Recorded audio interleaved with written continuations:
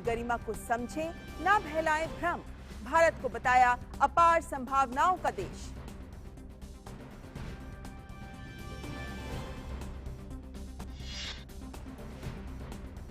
PM ने विपक्षी पार्टियों पर भी साधा निशाना। कहा, कांग्रेस ने हमेशा किया है देश को निराश। कहा, ऐसी बातों में ना उलझें जिनसे टूटता है देश का मनोबल।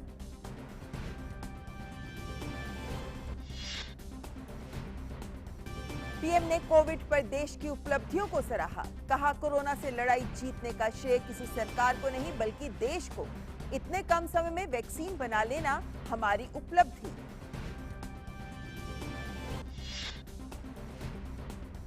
उत्तराखंड के चमोली जिले में आई प्राकृतिक आपदा पर राज्य के मुख्यमंत्री त्रिवेंद्र सिंह रावत ने कहा, राहत और बचाव कार्य पूरी रात भर चला। अभी भी लापता लोगों की खोजने का काम है जारी।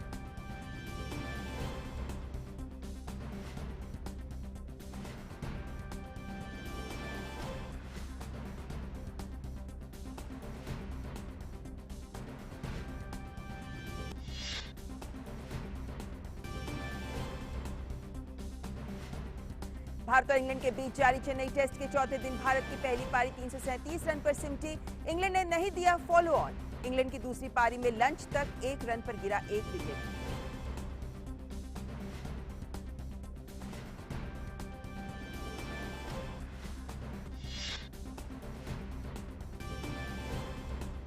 और आज से शुरू हुए ऑस्ट्रेलियन ओपन के पहले दिन शीर्ष वरीयता प्राप्त खिलाड़ी नोवाक जोकोविच और सिमोना हालेप उतरेंगे कोर्ट पर। भारत के सुमित नागल को मिला वाइल्ड कार्ड, तो वहीं अंकिता रैना ग्रैंड स्लैम के मेन ड्रॉ में जगह बनाने वाली 5वीं भारतीय महिला टेनिस खिलाड़ी बनी।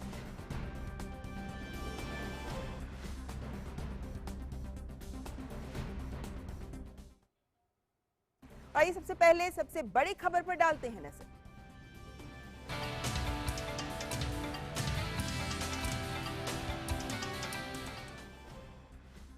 प्रधानमंत्री ने बजट सत्र के दौरान राष्ट्रपति के अभिभाषण पर हुई चर्चा का जवाब देते हुए आज स्पष्ट किया कि देश आजादी के 75वीं वर्षगांठ समारोह के मौके पर नई दिशा की ओर तेजी से आगे बढ़ रहा है और इसमें सकारात्मक रूप से सभी का सहयोग भी भावना के साथ जुड़ना चाहिए। उन्होंने कृषि कानूनों का विरोध कर रहे आंदोलनरत किसानों के प्रदर्शन खत्म करने की भी अपील की और साथ ही उन्होंने कहा कि सरकार किसानों के हितों के लिए हमेशा प्रतिबद्ध है। हमारे कृषि मंत्री जी लगातार किसानों से बातचीत कर रहे हैं, लगातार मीटिंगें हो रही हैं और अभी तक कोई तनाव पैदा नहीं हुआ है। एक दूसरे की बात को समझने का, समझाने का प्रयास चल रहा है और हम लगातार आंदोलन से जुड़े लोगों से प्रार्थना करते हैं कि आप आंदोलन करना आपका हक है, लेकिन इस प्रकार से बुजुर्ग लोग वहां बैठे ये ठीक नहीं है। आप उनको सबको ले जाइए, आप आंदोलन को खत्म कीजिए। आगे बढ़ने के लिए मिल बैठ करके चर्चा करेंगे, रास्ता खुले है। ये सब हमने कहा है। मैं आज भी इस सदन से माध्यम से भी निमंत्रण देता हूं। और प्रधानमंत्री नरेंद्र मोदी ने कृषि कानूनों पर अपनी प्रतिबद्धता को एक बार फिर दोहराया और कहा कि एमएसपी है, एमएसपी था और एमएसपी रहेगा। जिन 80 करोड़ लोगों को सस्ते में राशन दिया जाता है वो भी जारी रहेगा। हमारी खेती को खुशहाल बनाने के लिए फैसले लेने का ये समय है। इस समय को हमने गंवा नहीं देना चाहिए। हमें आगे बढ़ना चाहिए, देश को पीछे नहीं ले जाना चाहिए। पक्ष हो, विपक्ष हो, आंदोलनरत साथी हो, इन सुधारों को हमने मौका देना चाहिए और एक बार देखना चाहिए कि इस परिवर्तन से हमें लाभ होता है कि नहीं होता है। मैं विश्वास दिलाता हूं कि मंडियां अधिक आधुनिक बने, अधिक प्रतिस्पर्धी होगी। इस बार बजट में भी उसके लिए हमने प्रावधान किया है। इतना ही नहीं, एमएसपी है, एमएसपी था, एमएसपी रहेगा।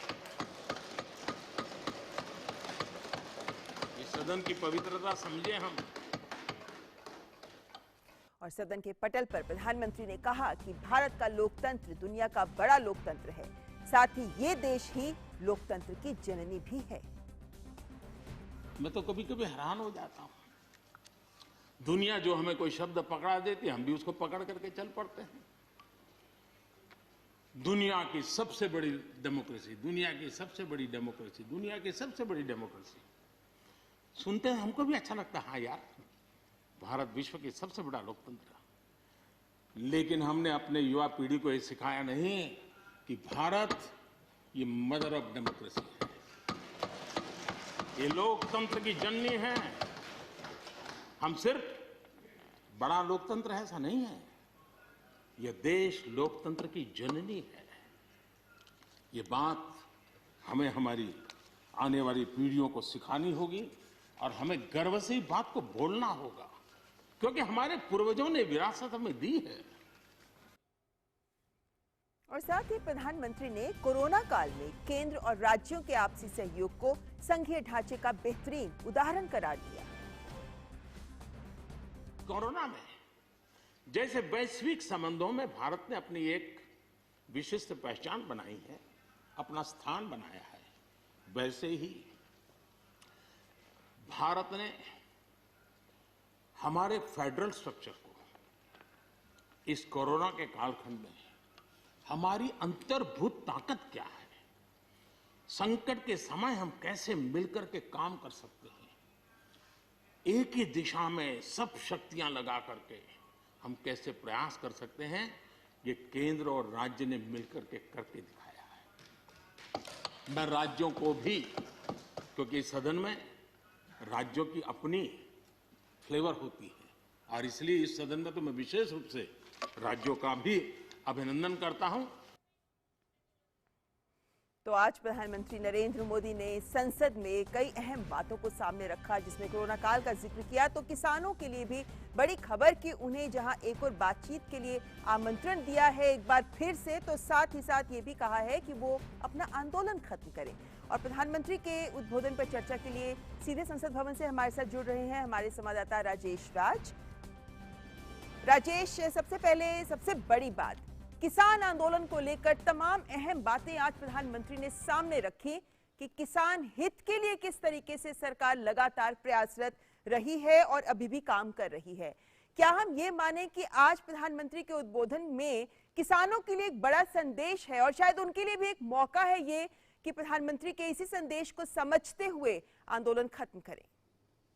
देखिए, निश्चित तौर पर ममता, जिस तरीके से प्रधानमंत्री नरेंद्र मोदी ने राज्यसभा में राष्ट्रपति के अभिभाषण के धन्यवाद प्रस्ताव पर चर्चा का जवाब देते हुए किसानों से आंदोलन खत्म करने की अपील की है, इसके बाद अब कुछ बचता नहीं है। और खास करके प्रधानमंत्री के उद्बोधन में किसानों को लेकर उनका जो दर्द है वो दर्द भी छलका, वो दर्द भी स्पष्ट तौर पर दिखा जब उन्होंने कहा कि आपका आंदोलन करना अधिकार है, राइट है, आप आंदोलन कर सकते हैं, लेकिन जो बूढ़े बुजुर्ग लोग हैं उन्हें वहां से हटाएं।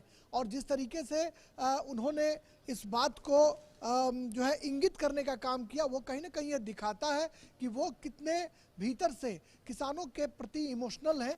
कि उन्होंने कहा कि बूढ़े बुजुर्ग लोग जो इस सर्द रात में जो ठंडी में बैठते हैं आंदोलन पर, उन्हें घर वापस बुलाइए। और जो किसानों के लिए उन्होंने कहा कि एमएसपी था, है और रहेगा। तो इससे यह स्पष्ट हो जाता है कि किसानों के मन में जो किसी तरह की शंकाएं हैं, उन शंकाओं को उन्होंने स्पष्ट तौर पर खारिज किया।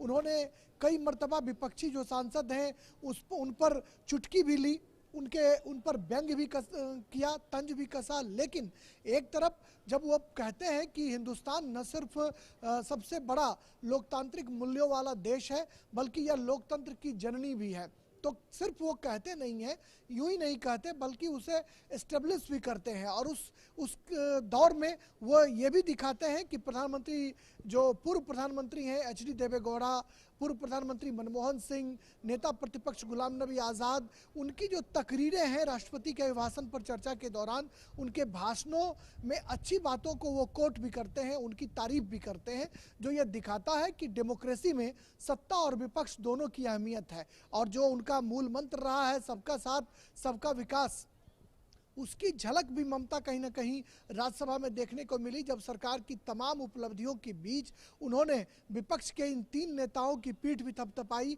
और कहा कि विपक्ष की तरफ से खास करके एसडी देवेगौड़ा ने कई ऐसे महत्वपूर्ण सुझाव दिए हैं जिसको वो एडॉप्ट भी करना चाहते हैं। और गुलाम नबी आज़ाद के बारे में भी उन्होंने कहा कि आज़ाद साहब कभी भी कटु शब्दों का प्रयोग नहीं करते, जो सांसदों को उससे सीखना चाहिए। तो एक बहुत बड़ी बात हम कह सकते हैं कि देश का नेता, देश का प्रधानमंत्री अगर प्रतिपक्ष के नेता की तारीफ करता हो तो हम कह सकते हैं कि देश एक बार फिर लोहिया और जेपी के दौर में प्रधानमंत्री फॉलोअर रहे हैं जयप्रकाश नारायण के। तो देश लोहिया, जेपी और नेहरू युग में जो है वो एक बार उसकी झलक जो है वो देखने को मिली और प्रधानमंत्री ने विपक्षी नेताओं की पीठ भी थपथपाई, जो लोकतंत्र के लिए जी। और हालांकि राजेश राज प्रधानमंत्री ने साथ ही इस बात को लेकर आगाह भी किया कि उनकी इस तारीफ को सही तरीके से लिया जाना बहुत जरूरी है। हमारे साथ आप बने रहिए हमारे साथ राजेश, हमारे साथ शेखर अय्यर जी भी जुड़ गए हैं, वरिष्ठ पत्रकार हैं।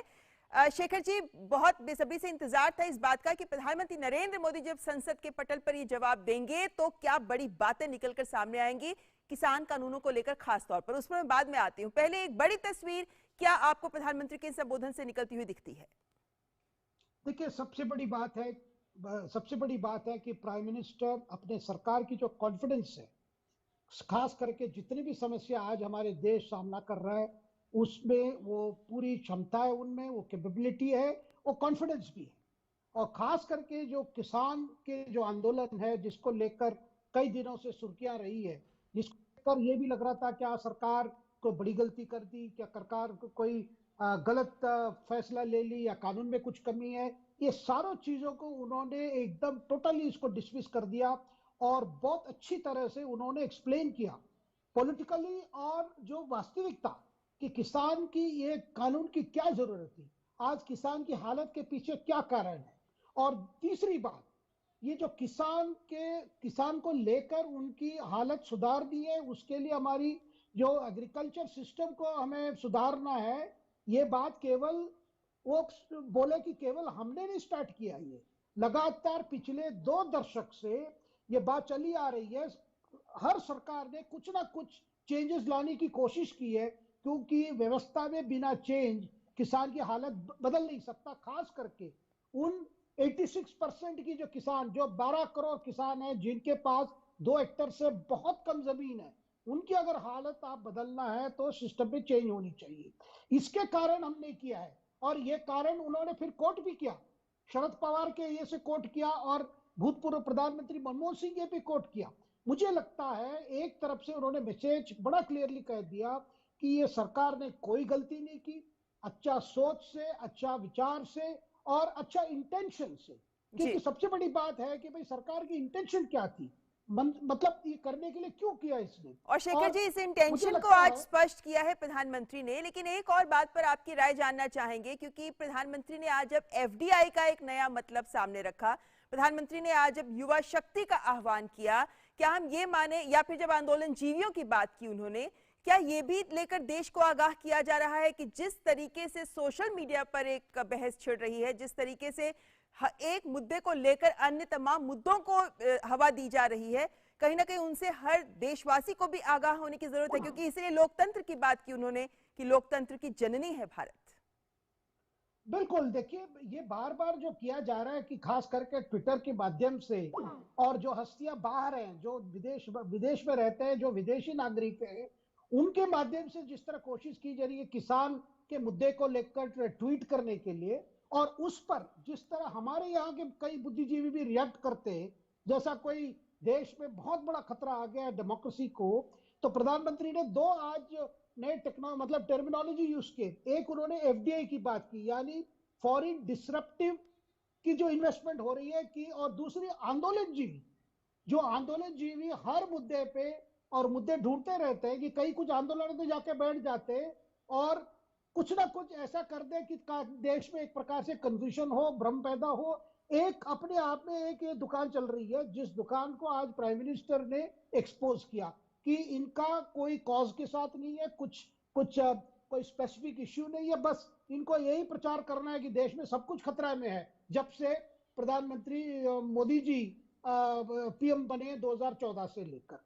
तो एक तरह से मुझे लगता है कि प्राइम मिनिस्टर ने आज अपने रिप्लाई में थोड़ा ह्यूमर भी यूज किया मैसेज देने को, खास करके ऑपोजिशन को, कि आप ठीक है, आप पूरा क्रेडिट ले लीजिए, मुझे क्रेडिट मत दीजिए, कम से कम तो ये कहिए कि ठीक है, पूरा किसान संगठन को पूरा हक है अपने ये करने के लिए, एजिटेट करने के लिए, लेकिन साथ में ये कहिए कि बिना सुधार, बिना रिफॉर्म किसान की हालत भी नहीं बदलेगी। कम से कम कुछ तो चीजों आप राजनीति से दूर रखिए, राजनीति में बहुत चीजें पे कर सकते हैं। मुझे लगता है कि डायरेक्ट मैसेज भी पीएम ने आज किसानों को दिया, किसान संगठन को दिया कि बातचीत अभी भी कर सकते हैं, पूरा दरवाजा खुला है, कुछ बंद नहीं हुआ अभी भी। कृषि मंत्री नरेंद्र सिंह जी तोमर पूरे बातचीत कर रहे हैं, इनफॉर्मली भी कर रहे हैं, कई चीजें हो रही है।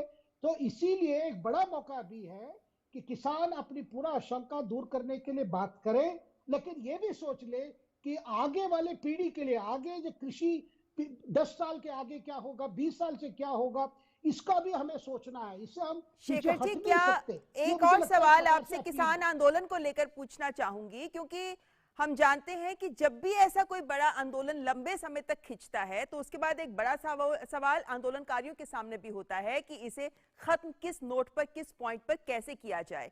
क्या आपको लगता है कि जिस तरीके से आज प्रधानमंत्री ने सदन के पटल से इन किसानों को आश्वस्त करने की पहल की है, उसके बाद इनके पास भी एक मौका है कि या तो सरकार का प्रपोजल एक्सेप्ट करे कि 1.5 साल के लिए अभी किसान कानूनों को ऑन होल्ड रखा जा सकता है, या फिर बातचीत में आगे आकर मध्य मार्ग को चुने ताकि ये आंदोलन खत्म हो? क्योंकि इसी बात पर प्रधानमंत्री ने जोर दिया है कि इस आंदोलन से किसी का भला नहीं हो रहा, बुजुर्गों का, बच्चों का, किसी का नहीं। तो बात करिए और समाधान ढूंढिए।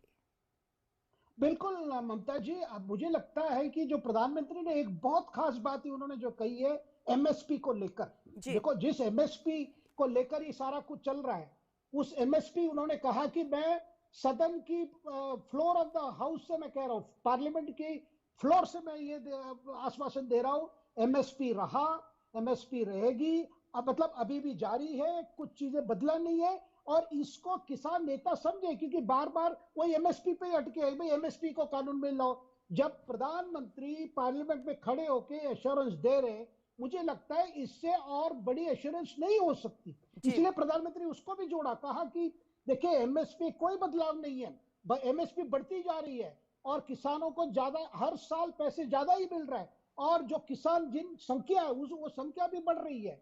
अगर यही स्थिति है, यही इतना आश्वासन मिलने के बाद मुझे लगता है किसान नेताओं के लिए इससे अच्छी मौका नहीं है, क्योंकि उनके लिए अच्छा फेसवर यही है कि अपने आंदोलन जिस तरह कर रहे हैं उसको समाप्त कर ले और सरकार के साथ बात कर ले, क्योंकि ये मौका उनको गवा नहीं करना चाहिए। और किसान नेता को भी सोचना चाहिए कि इसी तरह अगर हम एक अति गरीब किसान है उनके लिए अगर कुछ हम सुधार कर सकते, उन लाइफ में कुछ चेंज आ सकते, इसको हम कैसे इसको हम नकारा सकते? हट नहीं, तर्क के साथ इस बात को आगे बढ़ाना जरूरी है। शेखर जी, आप बने रहिए हमारे साथ, क्योंकि हमारे संवाददाता राजेश राज भी संसद भवन से हमारे साथ जुड़े हुए हैं।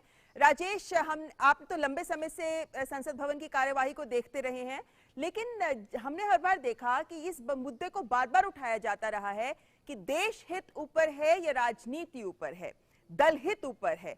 आज प्रधानमंत्री ने जो संदेश दिया है कि आप राजनीति नहीं राष्ट्रनीति की ओर अग्रसर हों, क्या लगता है कि विपक्ष इस बात को समझेगा जो लगातार लोकसभा में प्रश्नकाल चलने ही नहीं दे रहा? देखिए, आपने बिल्कुल सही कहा ममता कि प्रधानमंत्री ने जिस तरीके से विपक्ष को एड्रेस किया और यह बताने की कोशिश की कि जो सरकार की उपलब्धियां हैं वो सिर्फ सरकार की उपलब्धियां नहीं है, चाहे कोरोना वैक्सीन का मसला हो या कोरोना काल में जनता की सेवा करने का मसला हो। उन्होंने स्पष्ट तौर पर कहा कि आप यह क्रेडिट सरकार को न दें, लेकिन क्रेडिट हिंदुस्तान को तो देंगे, भारत को तो देंगे कि भारत कोरोना वैक्सीन को बनाने में इतनी जल्दी कामयाब हुआ, लाखों लोगों की जिंदगी को बचाने में कामयाब हुआ। और उन्होंने पुरानी चेचक समेत कई बीमारियों का उल्लेख भी किया कि पहले जो बीमारियां होती थी उसके वैक्सीन को बनाने में और वैक्सीन तक पहुंचने में कितनी मशक्कत करनी होती थी, लेकिन कोरोना वैक्सीन को बनाने में हिंदुस्तान ने कामयाबी पाई। और सिर्फ हिंदुस्तान नहीं बल्कि दुनिया भर के देशों की भी हम सेवा कर पाए।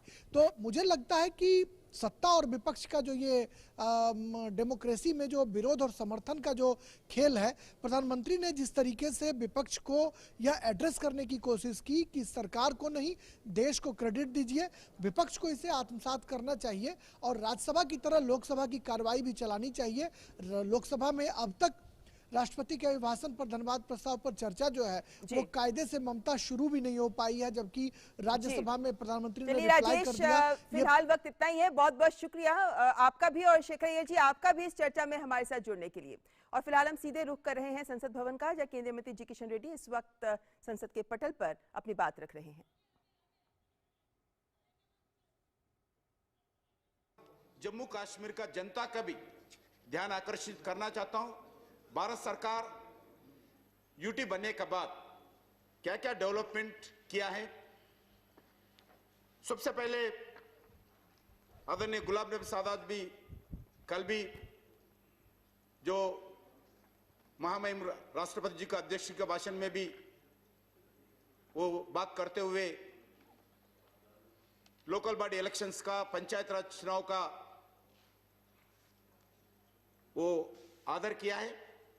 मैं बताना चाहता हूं, revolutionary historical decisions Jammu Kashmir के विषय पर, विकास के विषय पर भारत सरकार और जम्मू कश्मीर सरकार ये यूटी बनने के बाद लिया है।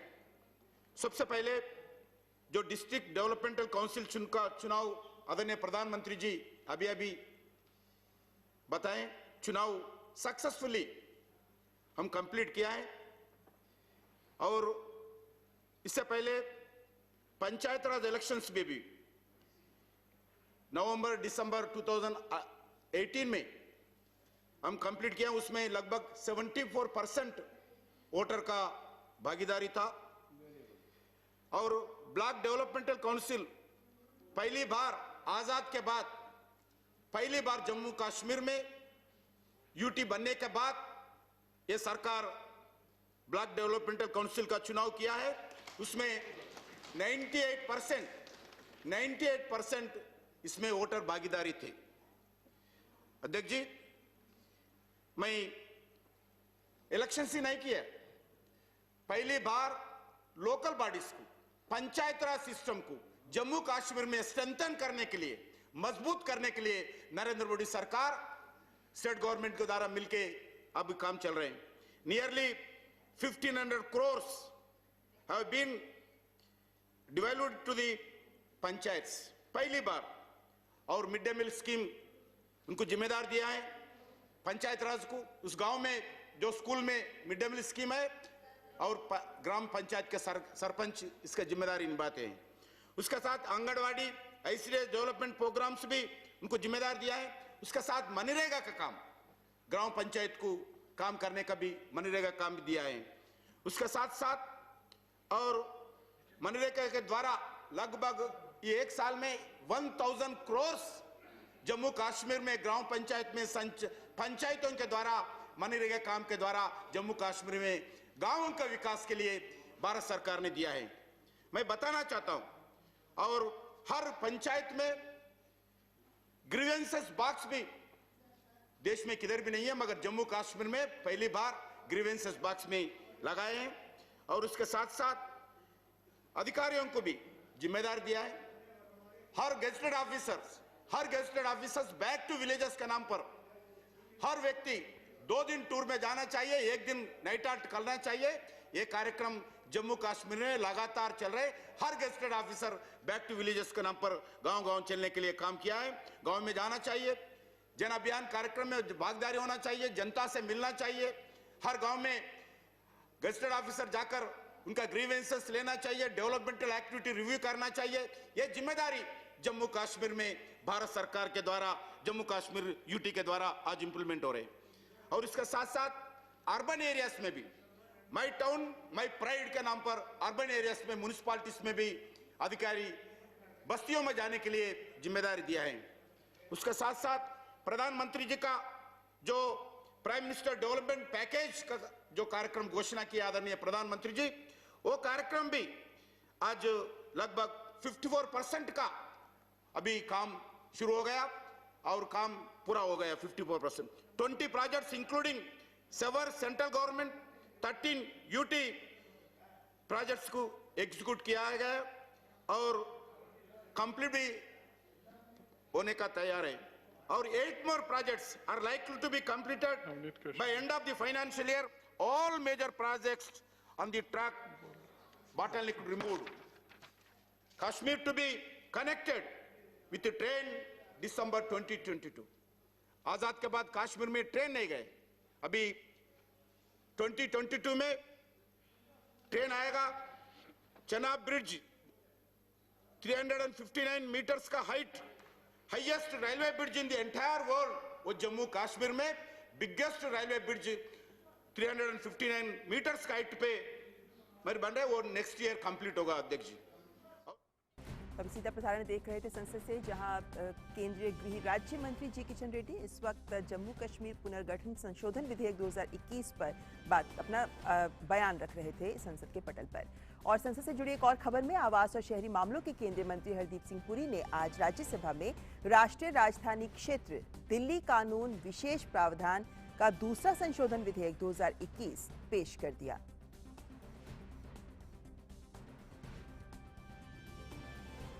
और रक्षा मंत्री राजनाथ सिंह ने राज्यसभा में प्रश्नकाल के दौरान रफाल को वायुसेना में शामिल किए जाने के समारोह में हुए खर्च पर पूछे गए सवाल के जवाब में कहा कि सरकारी नियम के तहत ही इस समारोह में खर्च हुआ। आर्मी के कुछ स्टैब्लिश्ड ट्रेडिशंस हैं और उन स्टैब्लिश्ड ट्रेडिशन को आर्मी अथवा एयरफोर्स अथवा नेवी बराबर समय समय पर फॉलो करती रहती है। और जो ये इंडक्शन हुआ है अंबाला में राफेल का, उसके संबंध में मैं कहना चाहूंगा कि फ्रांस का भी एक बहुत बड़ा डेलीगेशन आया था, जिसमें स्वयं डिफेंस मिनिस्टर वहां की उसको लीड कर रही थी और यहां से मैं था और मेरे द्वारा ही वह हैंडिंग ओवर सेरेमनी वहां पर हुई थी।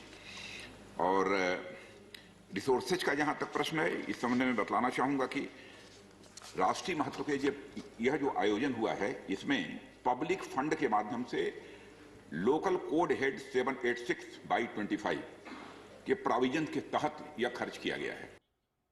और रक्षा मंत्री राजनाथ सिंह ने प्रश्नकाल के दौरान सेना की कार्रवाई की प्रशंसा करते हुए कहा कि हमारी सेना ने अब पाकिस्तान की हरकतों को सीमा तक ही सीमित कर दिया है। सेना ने जिस प्रभावी तरीके से कार्रवाई की है अथवा इसके पहले भी की है, ऐसा नहीं मैं कह रहा हूं कि हमारी सरकार आने के बाद ही सेना ने कार्रवाई की, कि अब पाकिस्तान की शरारतों को सीमा तक ही हमारी सेना ने सीमित कर दिया है। सभापति महोदय, सचमुच जिस प्रकार की कार्रवाई हमारी सेना के द्वारा की जाती है, हमारे बीएसएफ के द्वारा की जाती है और दूसरी जो हमारे फोर्सेज हैं उनके द्वारा, उसकी जितनी सराहना की जाए वह कम है।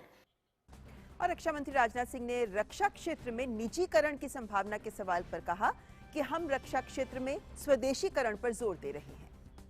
हम तो इंडियनाइजेशन पर विशेष बल दे रहे हैं इस समय। 101 आइटम्स ऐसे हैं जिनको कि हमने तय कर लिया है कि अब दुनिया के दूसरे देशों से हम इंपोर्ट नहीं करेंगे, हम भारत की धरती पर ही बनाएंगे, भारतीयों के द्वारा ही वह निर्मित होंगे।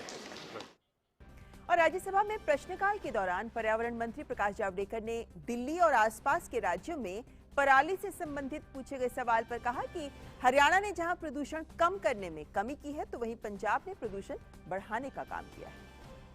पराली के कारण दिल्ली में 1 अक्टूबर से 30 नवंबर तक 60 डेज ये प्रॉब्लम हर साल दिखाई देता है।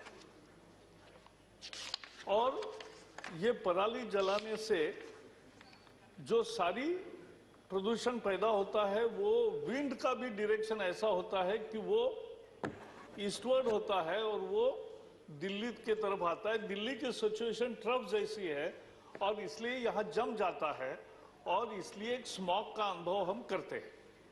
इसके लिए सरकार ने हजारों करोड़ रुपए के 40,000 मशीन दिए हैं, लेकिन उसका बहुत ज्यादा उपयोग नहीं हो रहा है।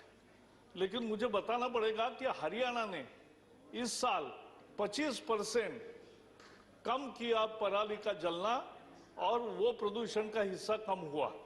लेकिन पंजाब में इस बार 25% बढ़ गया। 50,000 था इंसिडेंसेस, वो इस बार 75,000 हो गए हैं।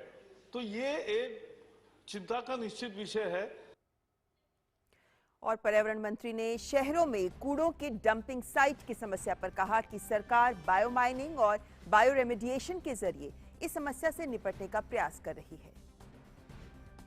Legacy waste, there are dump sites, there is huge hills-like situation in many cities.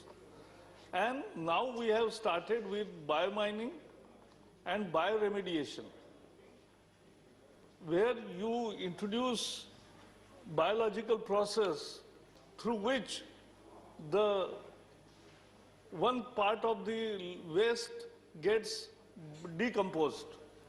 And with biomining, you dug out all the waste, and we have seen it can be segregated thereafter, and so there will be very less biomass remained at the website, at the dump site. और अब बात ताजा खबर की।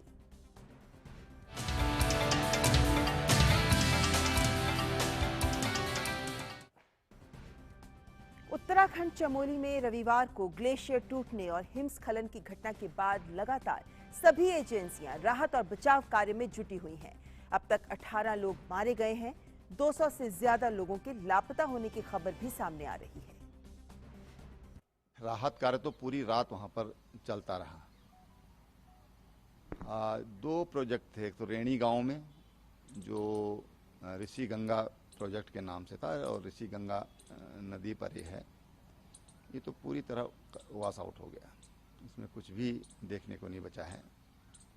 और वहाँ से 5 kilometre दूर तपोवन गांव के पास ये तपोवन विष्णु गार्ड जो परियोजना है उसका काम चल रहा था। इसमें बड़ी संख्या में श्रमिक काम कर रहे थे क्योंकि ये निर्माणाधीन था। अभी तक जो पूरा आंकड़ा आया है 203 के आसपास मिसिंग की खबर आई है। कल तक जो लोकल ग्रामीण की जो खबर थी वो 7 लोगों की थी और 4 बॉडी और रिकवर हुई हैं। हमारा रेस्क्यू ऑपरेशंस चल रहा है और एनडीआरएफ की टीम भी आ चुकी है और वो कई सारे अपने इक्विपमेंट्स भी लेकर आए हैं, तो उनके द्वारा भी ट्राई किया जा रहा है अंदर जाने के लिए। और इसके अलावा जो हमारे 13 गांव उधर के साइड में कट ऑफ हैं जिस ब्रिज टूटने से, उनका भी रेस्क्यू शुरू हो चुका है। उनको भी जो राहत सामग्री है वो पहुंचाई जा रही है। मेडिकल टीम भी हमारी पहुंच चुकी है और जो इधर उधर कहीं पहाड़ पे भी लोग फंसे हैं उनको भी रेस्क्यू हेली के माध्यम से किया जा रहा है। तो राहत और बचाव के लिए एनडीआरएफ, आईटीबीपी और एसडीआरएफ की टीमें लगी हुई हैं और अलग अलग जगहों से अब तक 27 लोगों को बचाया जा चुका है। राहत कार्यों के लिए 2.5 किलोमीटर तक का ऐसा रास्ता है जहां से मलबे को हटाए जाने का काम चल रहा है और इसे हटाने में 24 से 48 घंटे के वक्त लग सकता है, यह अनुमान जताया जा रहा है। जो टनल है उसमें फिलहाल 1 किलोमीटर तक का मलबा हटा दिया गया है। 40 से 50 लोगों के इसमें फंसे होने की आशंका जताई जा रही है और यहां 4 से 5 टीमें हैं जो काम में लगी हुई हैं।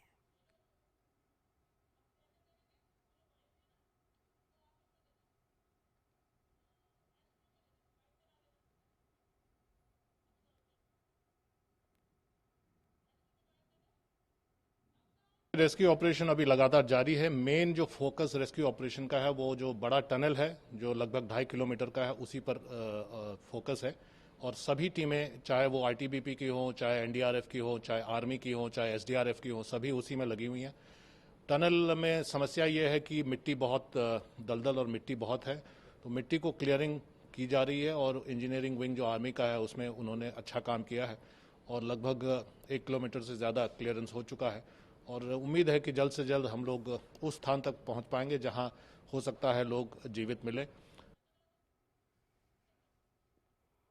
और अपने दर्शकों को भी बता दें कि अगर आप किसी आपदा प्रभावित क्षेत्र में फंस गए हैं तो आप सहायता के लिए आपदा परिचालन केंद्र का नंबर 1070 या 9557444486 पर संपर्क करें। ये नंबर आपको स्क्रीन पर दिख रहा है, 1070 यानी 1070, या तो इस नंबर पर फोन करें या 9557444486 पर भी आप संपर्क कर सकते हैं। डीडी न्यूज सभी से आग्रह करता है कि पुराने वीडियो का उपयोग करके किसी भी घटना के बारे में अफवाहें ना फैलाएं। सोशल मीडिया पर इस तरह की बहुत सारी अफवाहें सुनने को और देखने को मिल रही हैं, जहां तमाम तरीके की बातें कही जा रही हैं पुराने वीडियोस दिखाकर, लेकिन कृपया आप इन पर विश्वास ना करें। सरकारी एजेंसियां जो जानकारी दे रही हैं, आप सिर्फ उसी पर विश्वास करें।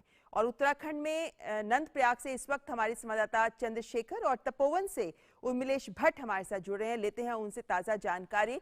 उर्मिलेश, सबसे पहले आपसे जानना चाहें, क्योंकि अभी अभी मुख्यमंत्री की बात हमने सुनी कि तपोवन में भी किस तरीके का विनाश हुआ है और राहत कार्य जारी है, लेकिन इस वक्त राहत कार्य की रफ्तार क्या है और क्या कुछ उम्मीदें जमीन से अभी भी जुड़ी हुई हैं?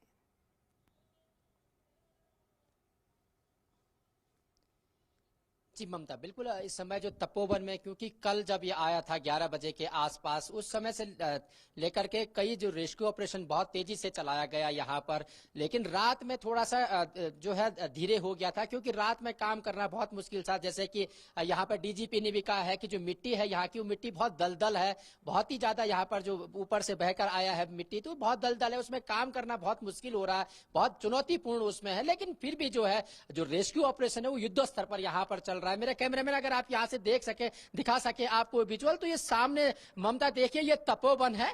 ये तपोवन के जो नीचे दिखाई दे रहा है एक पूरा उस तरीके से नदी, तो आप देख रहे होंगे वो नदी में जो है बाढ़ आई है, उसी में जो है ग्लेशियर जो है ऊपर से आया है, ऋषि गंगा से जो आया है, और मलबा पूरा आया है। वहां पर बहुत सारी गाड़ियां, हल्की सी लाइट जहां पे छाया पड़ रही है, वो वही जगह है जहां पर वो बड़ा टनल है। और सारे जो बंगाल इंजीनियरिंग के कोर के जो लोग हैं, आर्मी के इंजीनियरिंग कोर के जो लोग हैं, वो वहां पर अंदर काम कर रहे हैं। उनके अलावा आईटीबीपी, जैसे कि आपने दर्शकों को बताया, आईटीबीपी है, एनडीआरएफ है, और उसके अलावा भी जो है स्काउट, गढ़वाल स्काउट है। ममता, सबसे बड़ी बात है कि जो ये आप सामने देख रहे होंगे, जो टनल हम आपको दिखा रहे हैं, जो नदी है, नदी के जो बाएं हाथ पे जो गांव है, तो उसका संपर्क बिल्कुल तपोवन से टूट गया है। और उसी तरीके से जब आप आगे इसी सड़क पे आगे जाते हैं, तो जो रेणी गांव है, रेणी गांव में जब ऊपर से ऋषि गंगा की जो परियोजना है, रेणी परियोजना, वो जो टूट के नीचे आई, तो निश्चित तौर पर जो वहां पे पुल था, वो पुल पूरा का पूरा ध्वस्त हो गया। और उधर जो गांव है, जैसे कि यहाँ के चमोली के जो जिलाधिकारी है स्वाति भदौरिया, उन्होंने भी कहा है कि उधर के जो गांव थे, उनसे पूरा का पूरा संपर्क जो है टूट गया था। लेकिन अभी जो है आपदा प्रबंधन के जो लोग हैं, आपदा प्रबंधन की जो टीम है, उनसे मेडिकल हो या आवश्यक जो वस्तुएं हैं, उनसे संपर्क करके पहुंचाया जा रहा है। और बहुत जल्द कोशिश की जा रही है, क्योंकि ममता, जैसे कि आप देख रहे हो, तपोवन जो राइट साइड में है वो तपोवन है, और लेफ्ट साइड में वो गांव है। तो वहां पे जो लोग काम करने कल गए थे सुबह, तो वो लोग अभी तक वहीं फंसे हुए, वापस तपोवन नहीं आ पाए, क्योंकि कोई भी रास्ता यहाँ पर वापस आने का नहीं है। और अगर युद्ध उसकी बात करें, रेस्क्यू ऑपरेशन की बात करें टनल की, तो टनल में जो एनडीआरएफ के जो लोग हैं, उसके अलावा आईटीबीपी के जो लोग हैं, उसके अलावा जो यहाँ पर एसडीआरएफ के जो लोग हैं, तो वो बहुत सारी जो टीमें यहाँ पर लगी हुई हैं युद्ध स्तर पर काम करने में। तो निश्चित तौर से जब हमने उनसे पूछा कि अभी कितना और समय लगेगा, तो उनकी कोशिश है कि जल्द से जल्द जो है वो हो सकता है कि कोई वहां अभी जीवित हो, तो उस तक पहुंचने की जो है कोशिश कर रहे हैं। साथ ही ममता, एक बड़ी बात है कि आईटीबीपी के जो लोग हैं, उन्होंने अपने जो डॉग स्क्वाड होता है, जो डॉग हैं, वो भी ला रखे हैं साथ में। यहाँ से यहीं पे नहीं है, जो 100 मिल रहे हैं, उससे जो बहकर गई है, तो वो आगे तक, क्योंकि जैसे कल पूरे अलर्ट कर दिया गया था ऋषिकेश हरिद्वार तक, तो यहाँ से जो नीचे की जो जगह मिलती है, यहाँ पे नीचे आगे चमोली है, उसके अलावा नंदप्रयाग है, उसके अलावा जो है रुद्रप्रयाग है, श्रीनगर है, तो नदी के किनारे ऋषिकेश और हरिद्वार है, तो नदी के किनारे जितने भी जो बसे हुए जो गांव है या छोटे छोटे कस्बे हैं या शहर हैं, तो नदी के किनारे जितने हैं, उनको अलर्ट पे कर दिया गया था। लेकिन आज अब थोड़ा सा स्थिति सामान्य है। और साथ ही सरकार ने कहा है, या प्रशासन ने यहाँ पर कहा है, डीजीपी ने भी हमारे चैनल के माध्यम से कहा है कि आप प्लीज अफवाह न फैलाएं, जो अफवाह है उस पर ध्यान न दें, हम लोग रेस्क्यू कर रहे हैं। कोशिश है कि बहुत जल्दी हम लोग जो है इस जो यहाँ पर कामयाबी हमें हासिल होगी। ममता जी, उर्मिलेश, आप बने रहिए हमारे साथ चंद्रशेखर भी नंदप्रयाग से जुड़े हुए हैं। चंद्रशेखर, जहां आप मौजूद है, वहां पे भी हालात की जानकारी लेना चाहेंगे कि जैसा कहा जा रहा है लगातार कि अब नदियों का जल स्तर सही है, सामान्य है, लेकिन मौजूदा हालात में विनाश किस स्तर का हुआ है जहां आप खड़े हैं, और वहां भी किस तरीके से, क्योंकि तमाम सेना की एजेंसियां हैं वो लगी हुई हैं राहत बचाव कार्य में। जी, ममता आपने बिल्कुल सही कहा। अगर जहाँ तक कि नदी प्रयाग की बात है या फिर तपोवन से नीचे के जो इलाके हैं उनकी बात है, सुबह से ही हम इसकी अपडेट देते आ रहे हैं कि निचले इलाकों से होते हुए हम ऊपर की तरफ कूच कर रहे हैं और हम देख रहे हैं कि यहाँ पर पानी का जो जल स्तर मतलब जल स्तर जो है वो सामान्य है, चाहे वो श्रीनगर डैम की बात हो या फिर रुद्रप्रयाग की बात हो या फिर हरिद्वार या ऋषिकेश की बात हो, तो वहाँ पे पानी का जो लेवल है वो पूरी तरीके से मेंटेन है जैसे आमतौर पर होता है। आपने ममता जवानों की बात की, जो उसमें रेस्क्यू एप्लीकेशन में हमारे पास जो अब तक का जो बुलेटिन है हमारे पास मौजूद है सरकार की तरफ से, उसमें कुछ नई अपडेट्स आई हैं, वो मैं दर्शकों को जरूर बताना चाहूँगा। जैसे इसमें कहा गया है कि जो शव प्राप्त हुए हैं उनकी संख्या 18 हो चुकी है और लापता लोग जो हैं वो 202 हो चुके हैं, जिसमें रेणी गांव के 5, तपोवन ऋत्विक कंपनी के 121, करछो के 2, रेगी गांव के 2, ऋषि गंगा कंपनी के 46, ओम मेटल के 21, एचसीसी के 3, तपोवन गांव के 2 और टनल में फंसे हुए लोगों की संख्या 25 से 35 के करीब बताई जा रही है और ये भी 202 जो लापता लोग हैं उनमें शामिल हैं। इसके अलावा 6 लोगों के इसमें घायल होने की संभावना है और 12 जो लोग हैं वो एनटीपीसी से रेस्क्यू किए गए हैं। इसके अलावा 5 पुल जो हैं वो अब तक जो बताया गया है वो आंकड़ों के जरिए बताया गया है कि वो ध्वस्त हुए हैं या उनको नुकसान हुआ है। आपने कहा कि जिस प्रकार से जवानों की संख्या के बारे में बताया तो एसडीआरएफ की जो है 70 जवान इसमें हैं, एनडीआरएफ के 129 जवान मौजूद हैं और 425 आईटीबीपी के जवान इसमें मौजूद हैं। एक टीम एसएसबी की यहाँ पर लगी हुई है और इसके अलावा आर्मी के 124 जवान इसमें हैं। जहाँ तक मेडिकल टीम की बात है तो आर्मी की 2 और स्वास्थ्य विभाग की भी 2 टीमें जो हैं वो लगी हुई हैं। इसके अलावा ये जो लोग इसमें काम कर रहे हैं और जो राहत बचाव कार्यों में जुटे हुए हैं, इसके अलावा भी सरकार ने अपनी तरफ से, प्रशासन ने अपनी तरफ से मुस्तैदी दिखाई है और जो रेस्क्यू टीम है उसमें 400 आईटीबीपी के और 202 आर्मी के 404 आर्मी के 3 चंद्रशेखर, आपकी बात से इस बात का अंदाजा लगाया जा सकता है कि जवानों की बड़ी मात्रा में, बड़ी तादाद में उन्हें वहां पर लगाया गया है ताकि लोगों की जान बचाई जा सके। एक बार फिर उर्मिलेश का रुख करना चाहेंगे। उर्मिलेश, एक बात को लेकर जो लगातार सवाल उठ रहा है वो ये कि कारण क्या है इसके पीछे, खास तौर पे इस मौसम में जब भारी बर्फबारी इस महीने के शुरू में ही हुई है वहां पर, उसके बाद जिस तरीके से ये खबर आ रही है कि ग्लेशियर की झील के फटने की वजह से, ग्लेशियर के फटने से ये हुआ है, वैज्ञानिकों के नजरिए से, स्थानीय लोगों के नजरिए से क्या कुछ कहा जा रहा है, क्योंकि इस मौसम में अमूमन ऐसा इस समय देखने को मिलता नहीं है।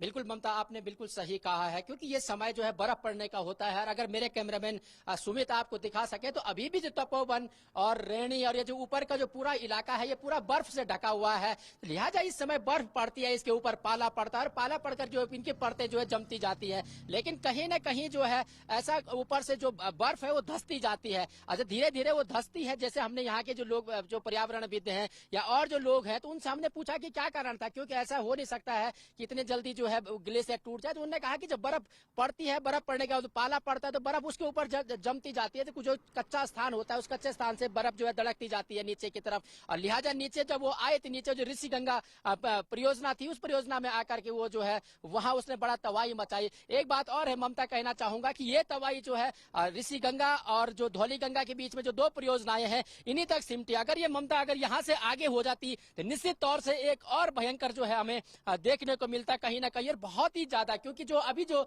जान माल का नुकसान हुआ उससे कई गुना ज्यादा, क्योंकि इसका असर जो है यहाँ से कुछ दूरी पर जो है आगे एक विष्णुप्रयाग डैम है, उससे और आगे जो एक दूसरा डैम श्रीनगर डैम है, तो कई सारे जो है यहाँ पे विद्युत परियोजनाएं आगे रास्ते में मिलती हैं। तो कहीं ना कहीं जब ऐसा होता, अगर ये और आगे बढ़ता ममता थोड़ा सा भी, तो ये जो आगे की परियोजनाएं हैं तो ये और विकराल रूप लेती और कहीं ना कहीं हमको आज ये तबाही और भयानक रूप में दिखाई देती। लेकिन ये तबाही जो है यहीं पर तक रुकी है, इससे आगे जो है बहुत ज्यादा नुकसान नहीं हुआ जी। लेकिन इस तबाही से स्थानीय जो तपोवन और रैणी है ममता, जी बिल्कुल आप सही कह रहे हैं, तपोवन और रैणी ये गांव है, ये क्षेत्र है जहां सबसे ज्यादा इस आपदा का तबाही हुई है देखने को। लेकिन उम्मीद करते हैं कि जो राहत और बचाव कार्य जिस रफ्तार से बढ़ाए जा रहे हैं उससे ज्यादा लोगों को बचाने में हम सफल हो पाएंगे। खासतौर पर वो लोग जो सुरंग में फंसे हुए हैं उन्हें वक्त रहते बचाना बहुत जरूरी है। बहुत बहुत शुक्रिया चंद्रशेखर और उर्मिलेश आपका हमारे साथ इस खबर पर जुड़ने के लिए।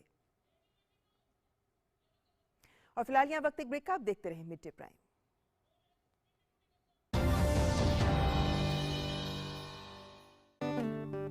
बढ़ो बढ़ो बढ़ो मेरे संग,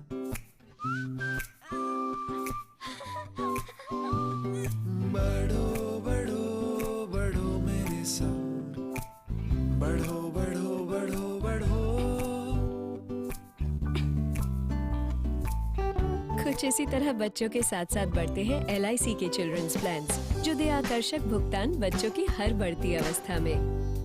बढ़ो बढ़ो बढ़ो मेरे संग।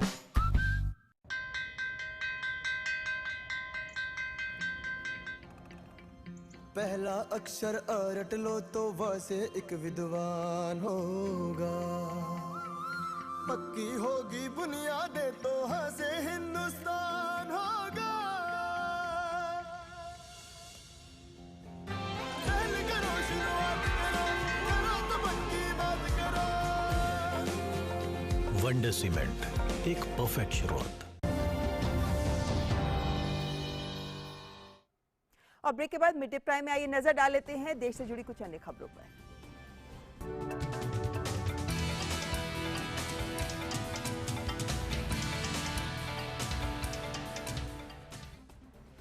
कोरोना के खिलाफ सरकार के सख्त कदमों की मदद से ही अब बेहतर नतीजे सामने आ रहे हैं। स्वास्थ्य और परिवार कल्याण मंत्रालय के मुताबिक देश में कोरोना वायरस महामारी से संक्रमित लोगों में से अब तक 1,05,34,000 से ज्यादा मरीज स्वस्थ हो चुके हैं, जिसके बाद देश में अब रिकवरी रेट बढ़कर 97.2% हो गया है। कोविड से मृत्यु दर की बात करें तो ये भी 1.43% ही रह गई है। पिछले 24 घंटों की बात करें तो 11,900 से ज्यादा कोरोना मरीज स्वस्थ हो चुके हैं। ओडिशा में करीब 9 महीने के अंतराल के बाद कक्षा 9वीं और 11वीं के लिए स्कूल फिर से खुल गए हैं। स्कूलों में कोविड-19 से जुड़े दिशा निर्देशों का कड़ाई से पालन करते हुए कक्षाएं सप्ताह में 6 दिन सुबह 8:30 बजे से 10:30 बजे के बीच आयोजित की जाएंगी। और बिहार में छठी क्लास से 8वीं क्लास तक के बच्चों के लिए आज से ही स्कूल खुल गए हैं। कोविड-19 महामारी की वजह से 9 महीनों से बंद स्कूल 4 जनवरी से 9वीं से लेकर 12वीं तक के बच्चों के लिए पहले ही खोल दिए गए थे और अब 8 फरवरी से बिहार के स्कूलों में कक्षा 6 से लेकर 12वीं तक की पढ़ाई शुरू हो गई है। केरल के मल्लपुरम जिले के पोन्नानी के एक स्कूल में एक छात्र को कोविड पॉजिटिव पाए जाने के बाद 684 अन्य छात्रों का भी परीक्षण किया गया, जिसमें अन्य 192 छात्रों और 72 शिक्षकों का कोविड पॉजिटिव परीक्षण आया है। स्कूल के प्रशासन ने सभी छात्रों को क्वारंटीन में रहने के लिए कहा है। ये सारी क्लास 10वीं के छात्र हैं। ये 10वीं की कक्षा है जिसके छात्रों में ये पॉजिटिव आए हैं। और केंद्र शासित जम्मू और कश्मीर में सतर्क BSF के जवानों ने आज एक पाकिस्तान के घुसपैठिए की गोली मारकर हत्या कर दी, जब वो घुसपैठिया सांबा जिले में सुबह करीब 9:45 बजे बाढ़ की ओर जाते देखा गया। BSF के जवानों ने बार बार उसे चेतावनी दी, लेकिन उसके बावजूद घुसपैठिया बाढ़ की ओर लगातार बढ़ता रहा, जिसके बाद जवानों को सख्त कदम उठाना पड़ा। फिलहाल पाकिस्तानी घुसपैठिए के शव को बरामद कर लिया गया है। BSF का इलाके में तलाशी अभियान शुरू हो चुका है। और भारत और अमेरिका की थल सेनाएं बीकानेर के महाजन फील्ड फायरिंग रेंज के धोरों में जमीनी लड़ाई का नया अध्याय शुरू करने जा रही हैं। इस दौरान परंपरागत और गैर परंपरागत युद्ध शैली पर फोकस किया जाएगा। ये युद्धाभ्यास दोनों देशों के बीच चल रहे सबसे बड़े सैन्य प्रशिक्षण और रक्षा सहयोग प्रयासों में से एक है, जो इस बात का संकेत है कि दोनों देश आतंकवाद के खतरे को समझते हैं और उसका मुकाबला करने में कंधे से कंधा मिलाकर खड़े हैं। आइए रुक कर लेते हैं अर्थ जगत से जुड़ी खबर की व्यापार प्राइम में।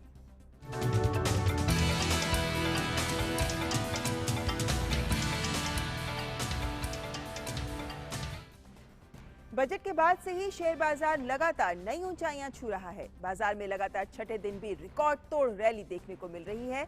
निफ्टी और सेंसेक्स ने नया रिकॉर्ड बनाया है। बैंक निफ्टी में भी तेजी के साथ सबसे ज्यादा एक्शन देखने को मिल रहा है। बॉम्बे स्टॉक एक्सचेंज BSE का सेंसेक्स 415 अंकों की तेजी के साथ 51,146 अंक पर खुला और इसी तरह नेशनल स्टॉक एक्सचेंज यानी NSE का निफ्टी पहली बार 15,000 के पार खुला। इस समय सेंसेक्स 51,382 अंकों पर कारोबार कर रहा है और वहीं निफ्टी भी बढ़त के साथ 15,115 अंक पर बना हुआ है। और अब रुक करते हैं खेल जगत की खबरों का अशोक मरतोलिया के साथ।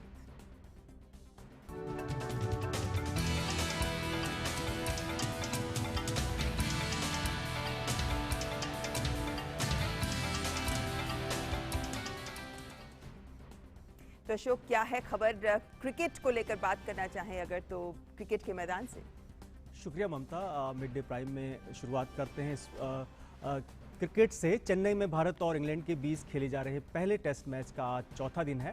ताज़ा समाचार मिलने तक इंग्लैंड ने अपनी दूसरी पारी में 4 विकेट के नुकसान पर 96 रन बना लिए थे।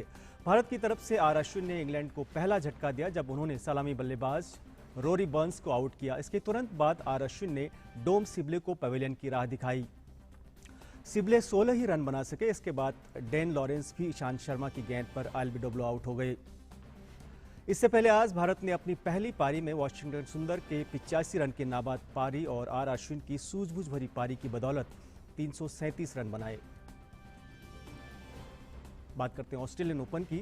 ऑस्ट्रेलियन ओपन में के पहले दिन आज महिला एकल में बड़ा उलटफेर देखने को मिला। 3 बार की ग्रैंड स्लैम चैंपियन जर्मनी की एंजेलिक कर्बर को हार का सामना करना पड़ा। अमेरिका की बर्नार्डो पैरा ने बिना किसी खास परेशानी के मैच को 6-0, 6-4 से अपने नाम की।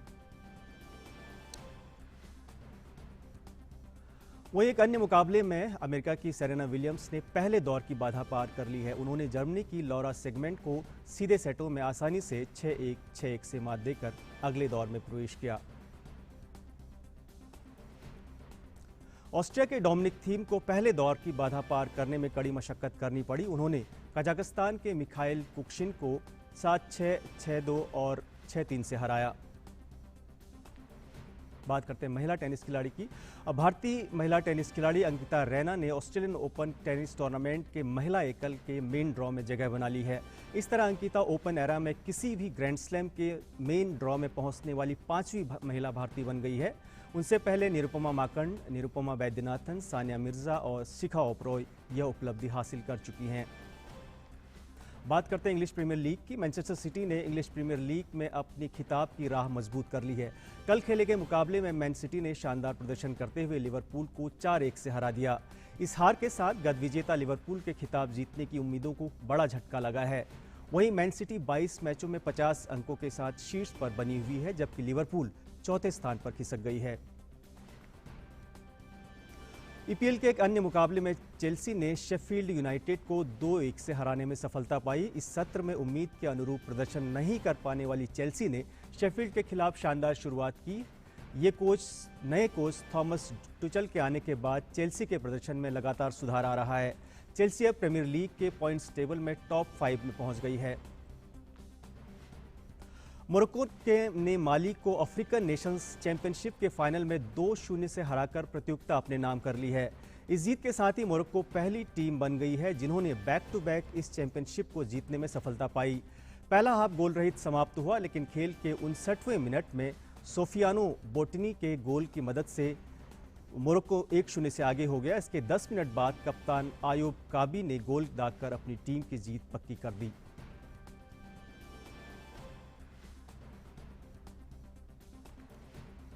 तो स्पोर्ट्स प्राइम में फिलहाल इतना ही। वापस चलते हैं ममता के पास। बहुत बहुत शुक्रिया अशोक खेल खबरों के लिए। और अब बात उन खबरों की जो दुनिया भर में सुर्खियां बटोर रही हैं।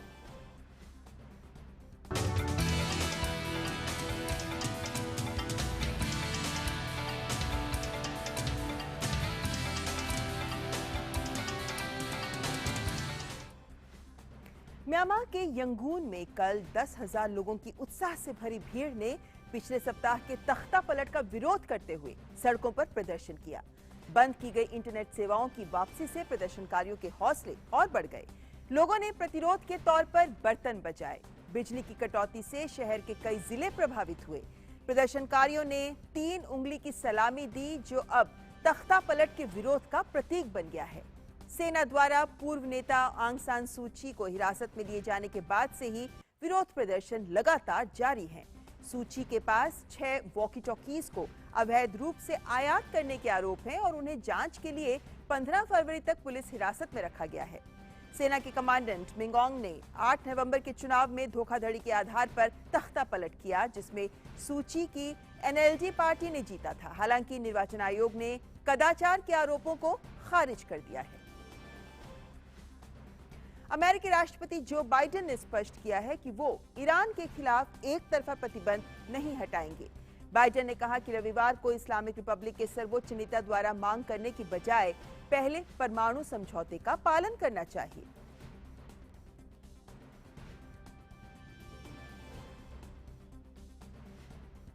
और इसके साथ मीडिया प्राइम में आज बस इतना ही। नमस्कार।